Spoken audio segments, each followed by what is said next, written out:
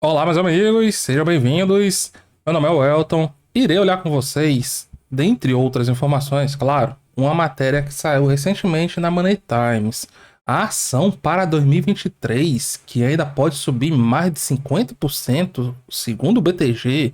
Agora, como vocês sabem, eu não me limito apenas a ler o que está aqui, a passar o que está na matéria. Eu vou também dar minha opinião sobre essa empresa, que não é uma empresa muito comentada, a Smart Fit, certo?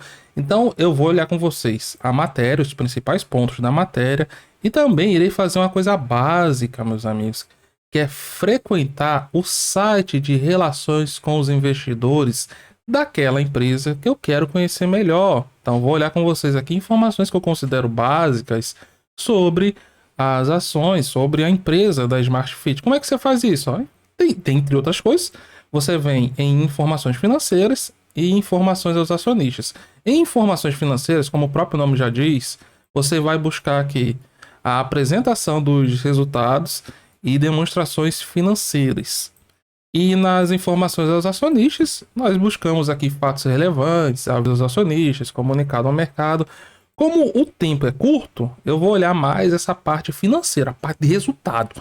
Porque afinal, quando a pessoa vai investir numa empresa, qualquer empresa, eu, pelo menos, eu não vejo com nenhum mistério, não. Eu vou ver o seguinte: é uma empresa sólida? Não é uma empresa sólida? Ela não é uma empresa sólida, mas tem potenciais? Ela é empresa sólida, tem potenciais, tem fraquezas em ambos os casos? É isso que eu vou ver, certo? Eu vou começar aqui com vocês com a matéria.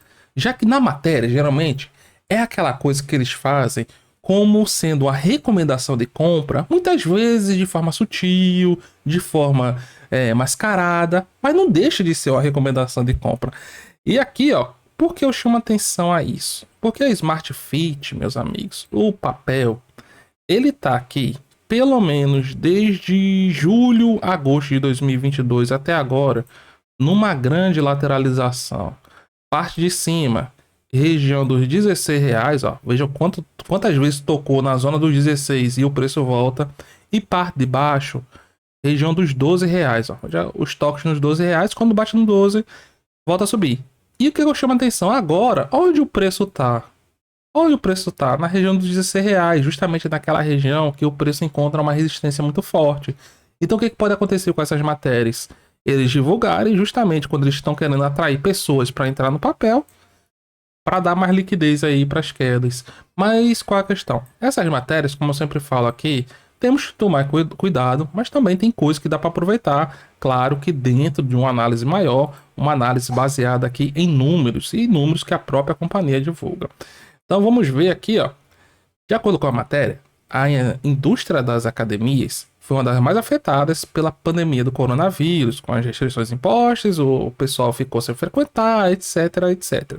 Como se não bastasse, a indústria também foi sacudida pela ameaça de recessão global e alta da taxa de juros. No momento que eu estou gravando, a taxa de juros aqui no Brasil está em 13,75%, inflação em 6% ao ano, e com expectativas da Selic terminar o ano em 12,5% e em 2024 9,75% ao ano. O presidente Lula está aqui reclamando que não há justificativa para a nossa realidade, então a inflação de 3,75% ao ano, principalmente por nossa inflação não ser uma inflação de demanda, é a inflação, meus amigos, de custo, é uma inflação que está sendo pressionada por alimentos. Juros altos vão impedir os alimentos de ficar mais caros? Juros altos vão impedir as commodities de ficar mais caras? Não.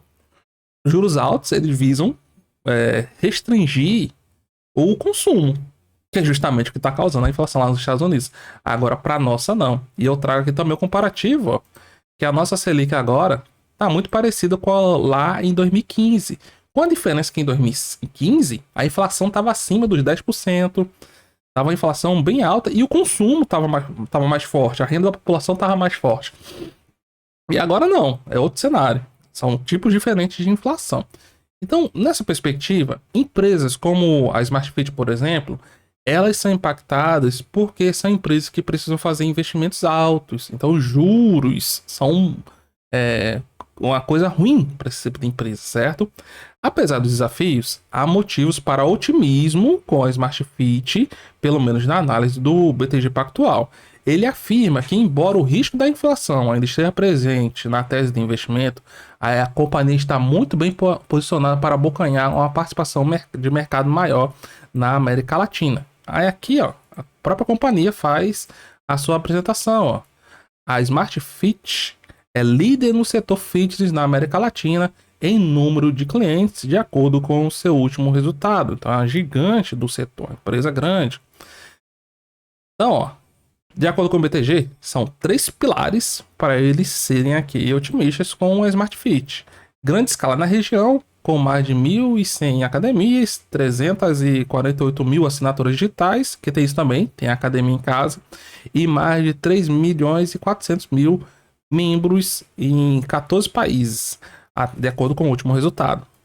Unity econômicos atrativos das academias, com melhorias de lucratividade graças a maior alavancagem operacional e iniciativa de otimização de custos. E exposição a um setor fortemente congestionado em meio à recuperação do consumo global, como já observado em muitos países. Na avaliação do BTG, a Smart Fit, além de se beneficiar com o fim das restrições da pandemia, deve aproveitar a tendência de maior conscientização da população sobre saúde e conhecimento físico. O BTG destaca o sucesso da Smart Fit compensar as pressões inflacionárias no último trimestre. Também cita o plano de crescimento de 200 adições líquidas de academias em 2023, com um foco maior aqui nos países da América Latina, ao invés do Brasil. O crescimento se concentrará principalmente em cidades maiores, acima de 1 milhão de habitantes, estendendo-se posteriormente a regiões menores. Os analistas acreditam que o potencial para capturar mais espaços nas regiões onde a Smart Fit já atua e a maturação de suas novas unidades, além da recuperação do tráfego de pessoas, deve significar uma taxa de crescimento anual composta de 56% no seu resultado operacional entre 2022 e 2025. Por isso mesmo, o BTG avalia que, apesar do valuation da companhia estar caro, seria uma boa tese investir na Smart Fit de 2023. Vemos boas perspectivas de crescimento nos próximos anos e como uma tese para os próximos meses, dado um momento mais forte. O BTG tem recomendação de compra para a ação com preço-alvo em R$ 24,00, o que daria aqui justamente a valorização de 50% em relação ao momento atual. Agora vamos dar uma olhadinha aqui nos números da companhia. Ó, quando você vai olhar aqui em crescimento de unidades, etc, de clientes, realmente você vai ver aqui números bons, ó. No comparativo entre 2022 e 2021, a companhia teve um aumento de 15% no número de academias, 35% no número total de clientes, ultrapassando os 3 milhões e 700 mil. A receita da companhia que cresceu também bem, quase 80%, passando dos 2 bilhões de reais. Agora lembrem-se, a receita é apenas a base, O EBIT do resultado operacional, ó, ele veio aqui com uma melhoria muito forte. O EBITDA em 2021 tinha sido apenas de 11 milhões. E a companhia veio aqui com o EBITDA de 360 milhões nos 9 primeiros meses de 2022. O que você tem que observar? Esse EBITDA, ele é alcançado de forma recorrente? Não, não era, né? Você tem que observar nos próximos resultados se a companhia vai continuar dando EBITDAs fortes. Porque o que é o EBITDA? É você conseguir transformar a receita em resultado operacional para a empresa. Quanto maior o EBITDA, melhor. Então veja que a margem EBITDA, que é o quanto de receita é transformado em receita, subiu lá de 1%, uma margem EBITDA horrível, para 17%, uma margem EBITDA muito boa. E quando pegamos aqui geração de caixa, também a geração de caixa melhorou bastante.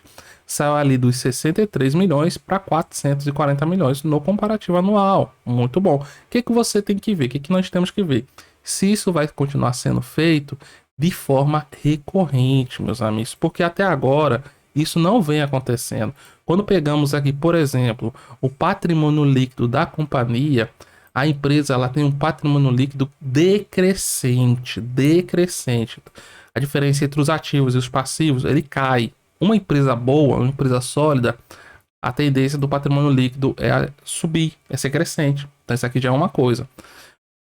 Aí quando você vai para receita, sim, receita, ó, cresceu, muito bom. Então deu aquela destravada, né, com a volta à normalidade. Agora, o que que a empresa não consegue ser? Ela não consegue ser uma empresa lucrativa. Então, qualquer empresa que não é uma empresa lucrativa, você vai ficar de olho. O que foi que pressionou aqui, dentre outras coisas, a companhia? Justamente o cenário de juros altos. Ela está pagando mais juros da dívida que ela já tem. E pelo menos ela ficou menos pior. Em 2021, ela tinha dado um prejuízo nos 9 primeiros meses de 500 milhões de reais. Em 2022, outro prejuízo de 137 milhões de reais. Raciocine comigo. É uma coisa que vale a pena investir numa empresa que não dá lucro no longo prazo? Isso vai depender da resposta de cada um. Mas o que é que eu sei? Cara, eu inicialmente não invisto nesse tipo de companhia. Não invisto. O que é que eu posso fazer aqui? Operações de trade. Operação de trade. Pegar aqui, por exemplo, botar uma região de stop. Se for lá, saiu fora. E botar uma região de alvo. Mas para isso daí você tem que ter conhecimento mínimo de análise técnica. Então, se eu não tenho um conhecimento mínimo de análise técnica, ou eu fico longe desse tipo de ativo assim, mais complicado, ou eu boto na carteira lá, um pouquinho de nada, porque se der ruim, vai dar ruim com pouco. Porque aqui é um ativo problemático. Isso aí tem que ficar claro, certo? Aqui não tem. Aqui é você brigar contra os números. Mas pelo menos ela não tá naquela situação devido aos últimos resultados, de empresa muito complicada. Porque como ela fez o lançamento de suas ações há não muito tempo, ela tem aqui um caixa forte, 2 bilhões e 700 milhões de reais. O endividamento dela tá alto, mas por o EBITDA que ela tá gerando, tá controlado, certo? Então, o nível de endividamento dela, levando em consideração a dívida líquida sobre o EBITDA dos últimos 12 meses, tá lá em 0,5%. Mas aqui tem que ficar de olho no próximo resultado da companhia, justamente no EBITDA. Aí, quando vamos aqui para uma coisa muito importante, lucros ou prejuízos, o que nós vamos ver aqui, ó? Você vai ver lucro acumulado?